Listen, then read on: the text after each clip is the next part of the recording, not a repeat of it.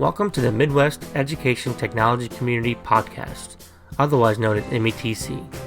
METC is a nonprofit organization based out of St. Louis, Missouri, with a mission to motivate, engage, transform, and connect all learners to advocacy, partnerships, and professional learning opportunities. METC is a premier affiliate of ISTE. To learn more about METC, follow us on social media at METC EdPlus. You may also check out our website at metcedplus.org. METC is a program of Education Plus. To learn more about Education Plus, go to edplus.org.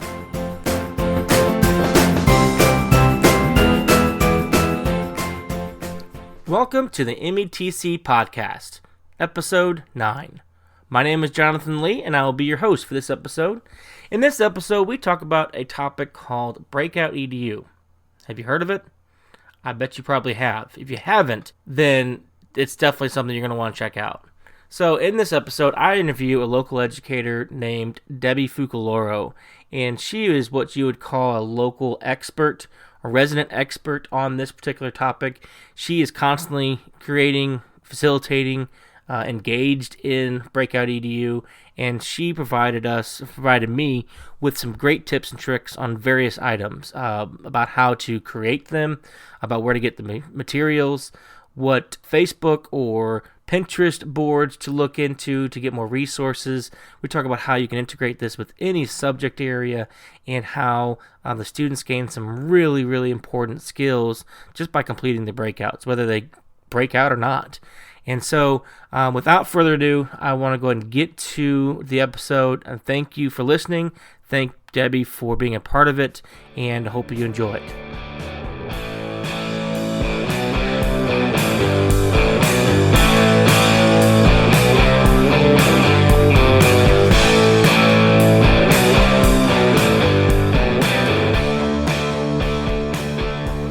Welcome, everyone, to another episode of the METC Podcast. I am here with another special guest to talk about another great topic. And so, before we get into BreakoutEDU, I want Debbie Fucaloro to introduce herself. And welcome, Debbie, to the podcast. Thank you. Happy to be here. Great. Can you tell the audience a little bit about yourself for us, please? Right. Well, I work at St. Margaret Mary Alacoque School. It's a pre-K through 8 school in South County, St. Louis, South County. I'm a tech coordinator and instructional technology specialist. I work in our innovation lab, which is an awesome space that's a combination computer lab, makerspace, studio. I also help teachers plan units incorporating technology and maker concepts. We do a lot of PBL and things like that. So I'm a co-teacher with teachers from K through 8 in the lab. Yeah, I've been in your classroom. It's pretty awesome. It was, it used to be a computer lab, you said, right? Right. And so we got rid of most of the computers and, well, at least the heavy PCs, right? You used to have laptops and iPads. Right, and it's all movable on wheels, and the surfaces are all writable, and it's just a really neat space to be able to work in every day. Yeah, great flexible spaces. I love being in there. It's great. Mm-hmm. So we got you here to talk about a topic that's kind of blown up over the last couple years. It's been very, very popular, and I know that a lot has been created around it. So it's around BreakoutEDU. And if anybody listening happens to not know what BreakoutEDU, can you explain what it is? Okay, well, BreakoutEDU is an immersive gaming platform, and that's according to their website. It's based on any grade level, any subject area. It's where participants are under a time pressure in solving these puzzles. And typically the puzzles it's a theme that they're trying to work through this story and solve some kind of mystery. And what they're really doing is breaking into a box. So there's a series of puzzles that with different kinds of locks. It's quite intense. But it really gets the kids working together, and it's just a lot of fun. I agree. It can definitely be intense as you get towards the end of your time. It gets pretty crazy. But the kids definitely have a good time, and adults have a good time too, for that matter. Yes. Yeah, we've done a lot in professional development. I know we've got a big PD day coming up that's going to be all about Breakout. But so, in your opinion, why do you think that breakouts are so popular? What makes them so engaging? Well, I think it gives teachers an opportunity to allow the students to do things that are something that's student-centered, inquiry-based. It challenges the students to really persevere because they're hard. Some of the puzzles are really hard, and they have to dig deep and look at the gifts of each of the members of their team. And really, it teaches them to appreciate everyone in their team in a different way than they would in a regular classroom experience. So they have to collaborate, and it's great for team building. And like I said before, it's adaptable to all subject areas, which I think is great. And you can incorporate all subject areas. It doesn't have to just be math or just science or just social studies. You can bring, your whole curriculum in. But there's also seasonal games and games that are just for fun too. But they also reinforce some kind of content experience and skills. But I think the bottom line is, while the kids are doing it, it's just fun. And they don't realize that they're using some of the skills that the teachers have been teaching them. They've been learning all their lives at this point. And I think it gives them a chance to really hone those skills and see what they can do, because I think sometimes they surprise themselves. I agree, and you mentioned that it challenges the students, and it challenges them in so many different ways. Persevere is one, but to really work as that team, if one gets stuck, the team is there to kind of back them up and help them out, and so I really love watching that, and I agree, it definitely can be adapted to all subject areas, and I've seen it used in just about all of them, and including just an overall breakout on like digital citizenship and stuff like that. So it's definitely adaptable. Have you created one before? Yes, I've created one using a template that my friend Diana Chamberlain came up with, and I created it with some another teacher. So the teachers will come. I've created more than one, but it's always inspired by the teacher's content or her desire to do a novel or a book that they're doing, and they can't find something on the site, which is pretty extensive, but there's always, something that a teacher really likes. And so we have, and the template is helpful. There's templates on the BreakoutEDU website, or ideas on how to organize yourself in a game. But Diana came up with one to have the students create one too, and so those are fun.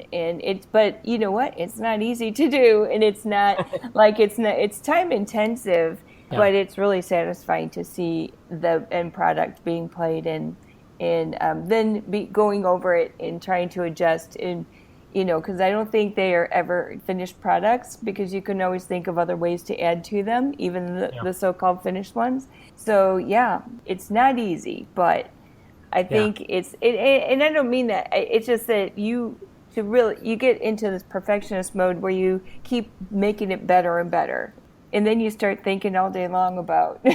You find yourself, how can I make this better? Oh, there's this one clue. I know it can be better, so that's fun. Absolutely, yeah. I think the whole the reason why it's popular, like the challenges, and it's challenging and collaborative. I think that's another reason why I like making them. It's kind of a challenge. How can you piece this together? Or how can you make this harder, or maybe not too hard? And you have to be careful not to make it too hard. I've sometimes have created one or two, and I forget how I created it, or as I get into it, I'm like, oh, did I put this where I was supposed to go? And then you start second guessing yourself sometimes too. It's like you said, it's just fun to do. And so, what turned you on to be a Breakout EDU fanatic? Well, the first time I did one was at Camp KC a couple years ago, and I didn't know what everybody was talking about. There's a sign-up list and to get into the room, and what is this? What is this? But once I played, it was immediate. You just thought of all the implications and how many ways it can be used to introduce, reinforce, review any topic in your curriculum. And it's just so versatile. And the more people are adding games to the site, there's something for I think you can find it to fit into your curriculum somewhere. But like you said, making them fun too. Absolutely. So we kind of talked about it in what makes Breakout EDU so popular, but let's get more specific on what kind of skills can students really work on or hone in on as they complete breakout activities. Well, I think bottom line, the skills that apply to all subject areas, critical thinking and problem solving, because they have to analyze what each puzzle requires them to analyze where the, how to solve it, and they have to really think it through. And the games that are consecutive, where you have to solve one lock, then the next, those are the most intricate ones and the hardest ones, because there are some Breakout EDU games that are the locks can be solved independent. It's not like consecutive. They might have an overall arching theme, but some of them are consecutive too, and those really take a lot of planning and thought. I also think a lot of inference skills, which obviously are in a lot of subject areas, and communication skills are key, because they have to communicate with their teammates in an effective way. And some students, that's harder than others. And some kids are really shy. Some kids are just take over kind of kids.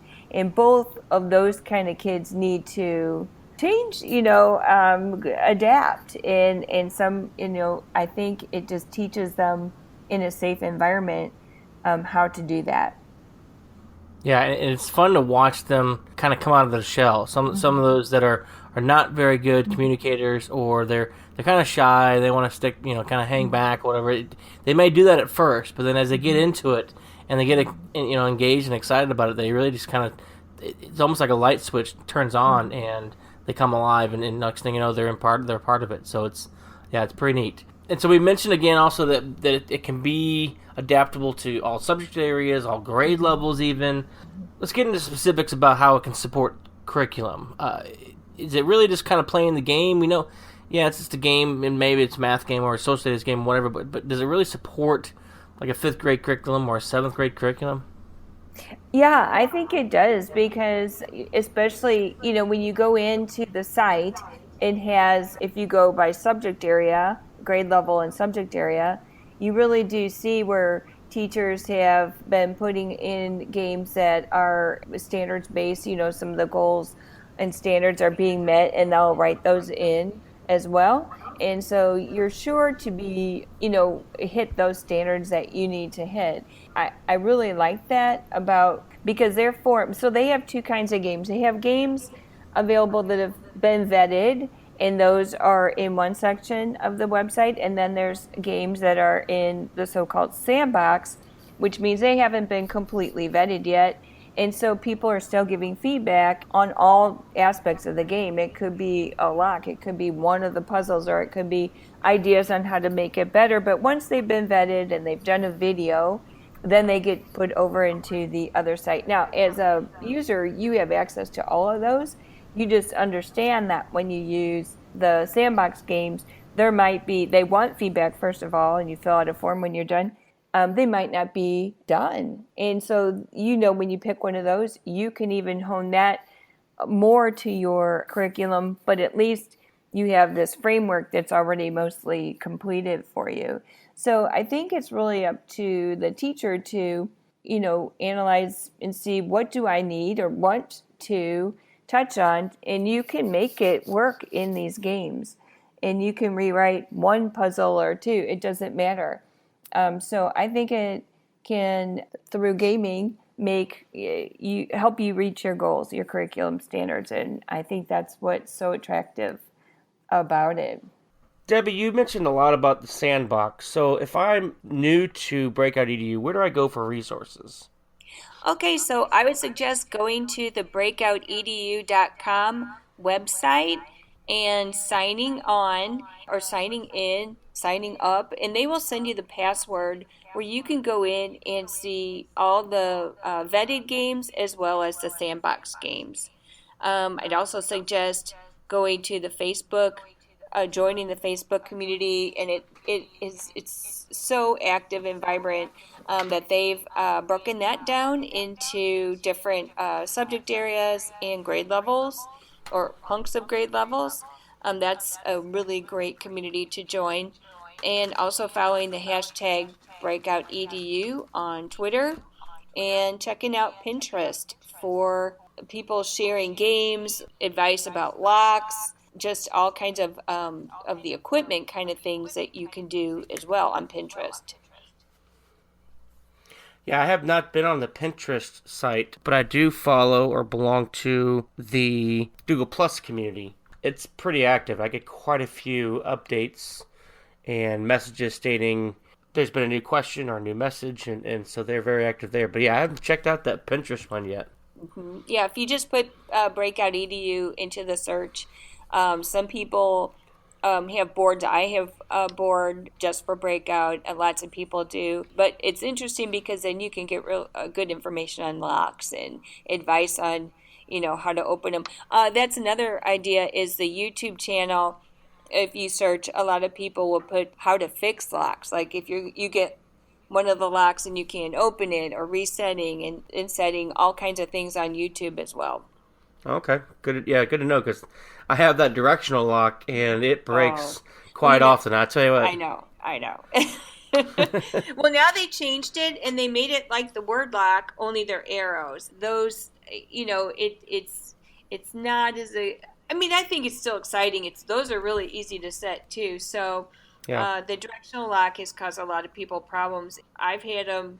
Yeah, I've probably lost 3 of them, and Yeah. it's kind of annoying. So I'm only getting the ones with the arrows now. The same directions. You don't have to change your puzzles. It's just a different lock that the kids are manipulating. Oh, okay. So it's like the word lock you were saying? Yeah. Mm-hmm. Oh, pretty neat. So we go to the website, we join the community, and what else do we need to get started? You'll probably want to purchase a box.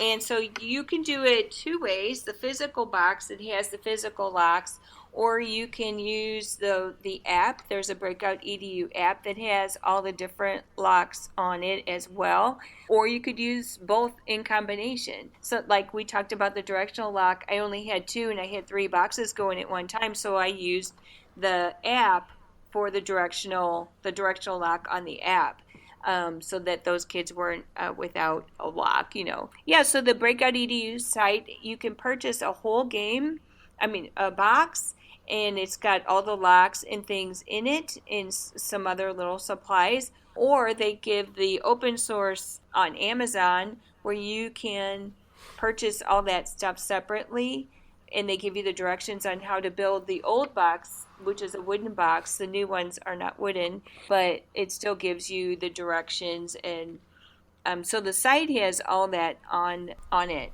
for you. Gotcha. So I used the website, the Breakout EDU website, to kind of get the idea of what materials I would need. And then I actually went up to a local hardware store, picked up a couple tackle boxes. The whole idea would be to get a box that has the ability to put a HASP clasp on, HASP clasp. I didn't know anything about that kind of clasp until I was trying to find it. And the guy at the hardware store said, yeah, it was for electricity or so lockouts, so that one person couldn't just turn off the electricity. Who knows if that's true or not? I don't know. Mm-hmm. But it was interesting. But that gives you the ability to put more than one lock on the box. And so, yeah, and I like having it being a local hardware store because I can take it back to... I love Amazon. I'm a Prime member and everything, so I'm, definitely a good place to go there, too. Just driving down to Menards real quick and picking up a lock, or see if they can do anything about one that's broken or something, that's been very helpful, too. So don't be afraid to check out them, and they're very competitive in prices too, so right. check any of those guys out there. So as we're winding up our episode here, Debbie, what you've been doing breakouts for a while. What are some of your favorites, moments, or some of the most important steps as you do a breakout? I just like helping teachers find a game that is going to meet their curriculum and help them with that. And if that's not the case, if they really just want to give their kids a treat, to do the holiday games, because that's searchable on the website as well. And just doing those are, I haven't really played a game that I didn't think was worthwhile and fun. If you have someone in your school who can kind of man the locks and, set those up, that's great. Otherwise, some teachers just prefer the digital box. That's another tip, the digital app. But I think there's something about the physical doing the locks and trying the combinations, and that they just really enjoy. And a tip would be to definitely use the lock parking lot when they take the lock off, to put it on the parking lot. I don't know if I said that already, but I think one of the things I think is most valuable is the debrief.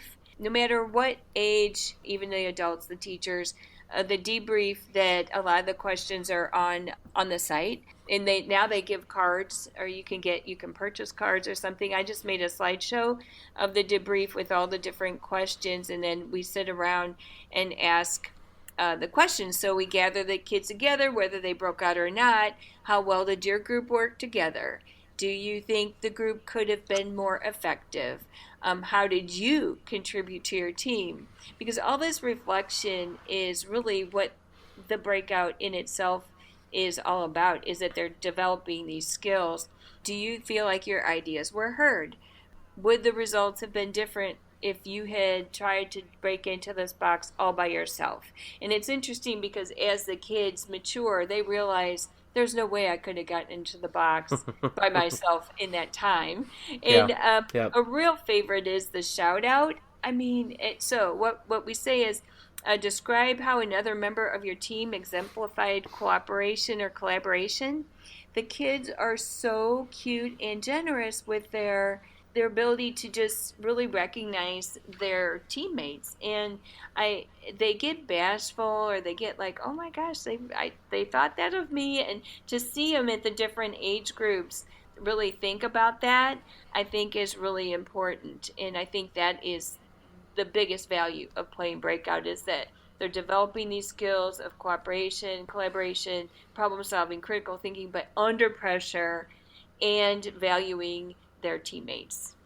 Yeah, I couldn't agree more. And as I'm hearing this and listening to you, I'm going back to the previous episodes that we've had, and I'm seeing a theme. We had in episode 7, we talked about Legos and Lego teams, and it was all about reflecting on the build and stuff like that. And then in the last episode, we talked about novel engineering and working in teams and reflecting on that piece. And so then again, you get reflecting here in Breakout. So I think there's a common theme there. So if you're not reflecting with your students or making them reflect on their work or their teamwork, you're really missing an important part of any activity, any of the ones that we've been talking about. And so that really is an important piece. And I know when we get crunched for time, that's the piece that we leave out. And that's that we can't do that. We need to make sure that they have time to like you said, debrief and come back to it and celebrate too. And that shout out, it's all about celebration of teamwork. So it's pretty cool. Yeah, that is. And there are now, they were on Pinterest, I believe, emoji exit tickets that the kids could circle the different emoji of how they felt playing the game. It's just, just trying to change up the reflection piece and then explaining why they chose that one. But yeah, I think the reflection is almost, like in like you mentioned, any activity, when you give them the time, like you said, we're always crunched, but the time to really, I'll say, okay, put your hands down now, think to yourself, and I'll read the questions, or have it up, but and I say, okay, so did you have time to, does anybody have a response? Because sometimes they just, depending on their age, they just want to answer. When they sit there and actually think about it, they don't have to answer each one of these questions out loud either, unless they really have something, stood out to them. But yeah, I agree that reflection is really important. Well, Debbie, we're coming to the end. I greatly appreciate you joining us on our podcast. No, thank you very much for asking me. You're very welcome, and I'm excited to our participants or our listeners get to hear this. And so before we sign off, can you go ahead and share a way for them to connect with you again? Sure. My Twitter handle is Debbie, Debbii, Fuco, Fuco. Otherwise, I'm at St. Margaret Mary Alaco School, and you can get to everything from my Twitter account, though. Yeah. Great. Well, thanks again. I appreciate it, and hopefully we will be talking to you very soon. Okay, thanks, Jonathan. All right, take care.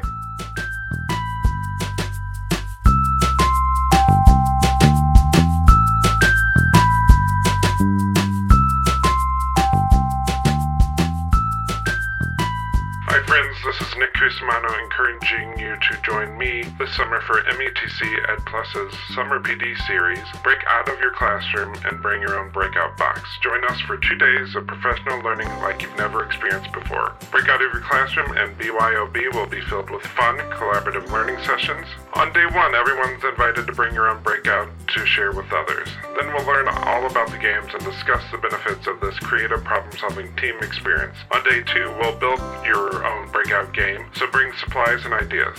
Hope to see you there.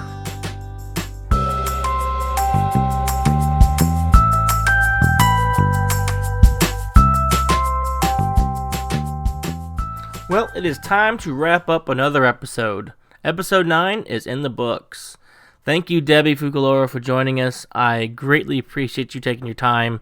For those who couldn't tell, or maybe you could tell, unfortunately, we had some technical difficulties within this episode. My personal computer at home crashed a couple times during our interview, and so we actually had to reschedule as I worked on that computer and get things back up and running.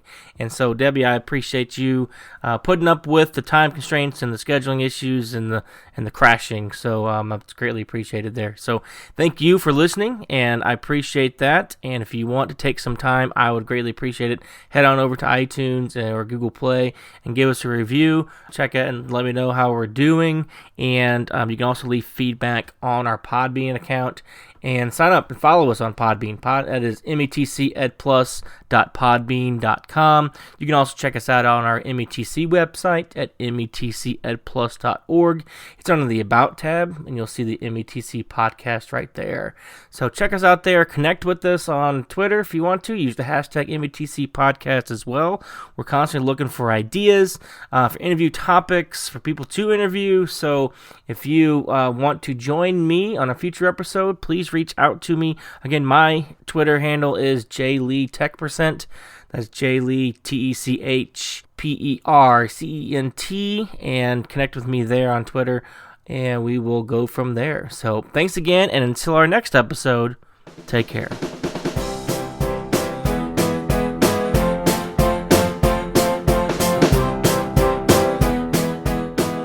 Thank you for listening to the Midwest Education Technology Communities Podcast, otherwise known as METC.